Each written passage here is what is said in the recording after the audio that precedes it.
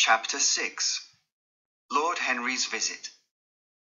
Dorian finished writing his letter and felt better. I did the right thing, and maybe Sybil will answer me this morning, he thought.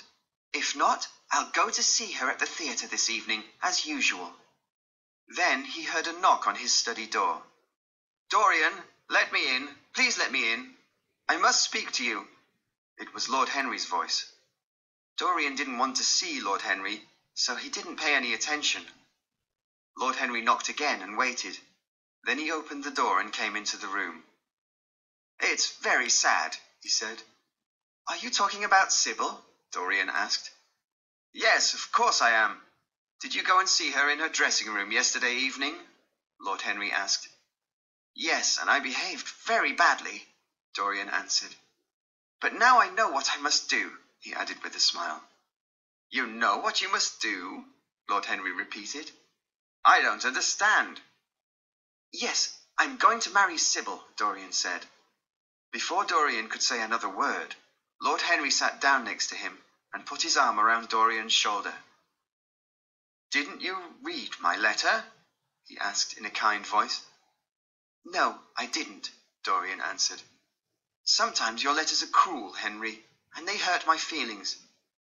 Dorian, I'm very sorry, but in my letter I explained that Sybil is dead, Lord Henry said gently. Dorian stood up quickly. His face was white. Dead? He shouted. Don't say such a terrible thing, Henry. It's not true. It's impossible. Sybil isn't dead. I saw her last night.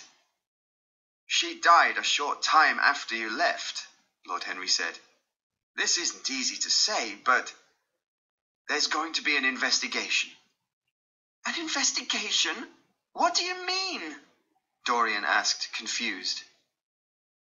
Dorian, said Lord Henry in a quiet voice, Sybil didn't die accidentally. That's why there must be an investigation. She took some poison, and another actress found her on the floor of her dressing room. For a moment, Dorian couldn't speak. He felt ill. Then he said, Henry, this happened because of me.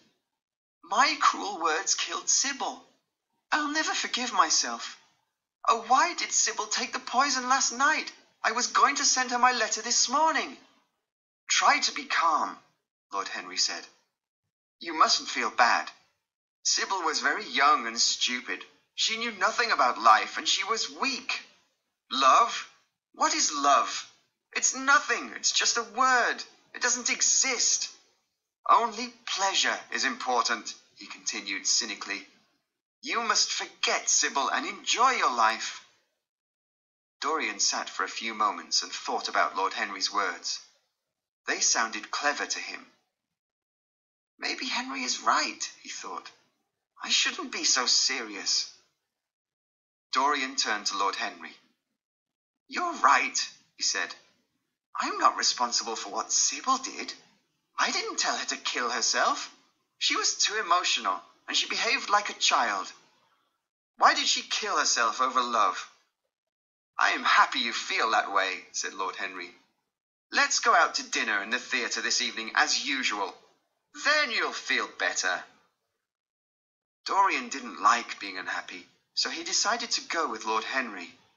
Why should he sit at home and be sad? The two friends decided to meet that evening, and Lord Henry left. Dorian thought about the portrait.